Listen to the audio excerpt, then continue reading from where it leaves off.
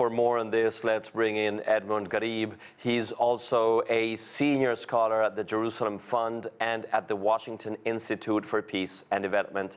Edmund, great having you. First up, in Gaza, Israel now controls over half the city, right?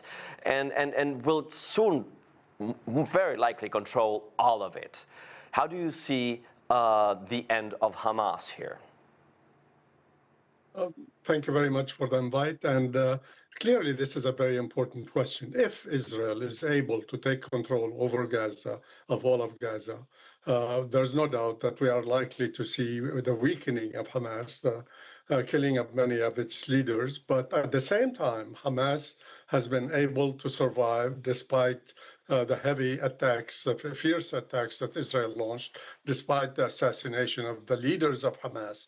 Hamas could go in different directions. One is it could fragment. It could also, however, go underground and launch secret resistance if Israel continues to control Gaza. They could also, at the same time, they could unite with other Palestinian resistance groups if Israel does not withdraw and continues to try to control Gaza. So I think things could go in different directions. But so far, after almost 2 years of war, Hamas has been able to survive despite heavy blows against it. There's no doubt that it's much weaker, but I think they could survive, even if they are defeated militarily, they could survive as an idea.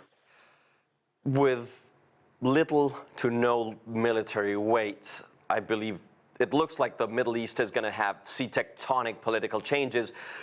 Which role do you expect for international actors like China in this kind of Middle East? China, I think, has emerged as an important player, and I think China is likely to play a bigger role than we have seen. China, for example, hosts Palestinian organizations trying to unite the different groups within the Palestinian leadership, which I think is a very important step. That's what the Palestinians need. China, I think, also has been moving from a position of neutrality towards a more active kind of positive neutrality, whereby it's stepping up its diplomatic engagements. I think China is likely to provide some humanitarian assistance, diplomatic support, and I think they might also try to pressure the different parties to try to recognize Palestinian state next to Israel. So I see China playing a much more active role down the road.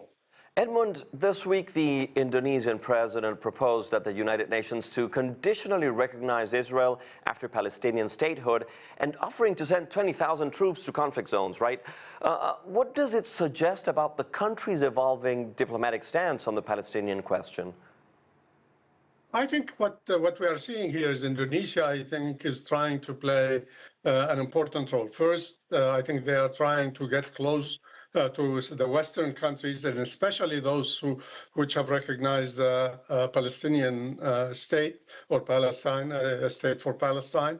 At the same time, also the fact that they are willing to send troops to become involved, active as a peace saving or peacemaking force. I think this is an important step for Indonesia. At the same time, it's still maintaining its strong support for the people of Palestine and for a two-state solution. And how do you think Palestinians would react to an Indonesian defense force presence?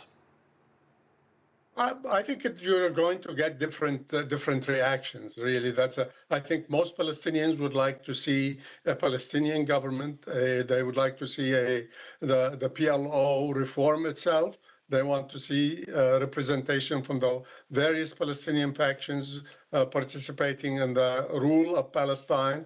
And if that happens, I think they would prefer not to have foreign forces, even if they are friendly forces.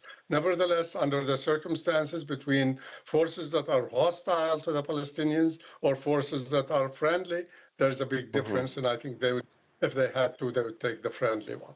Edmund Ghareeb, thank you for your time and insights. Great having you.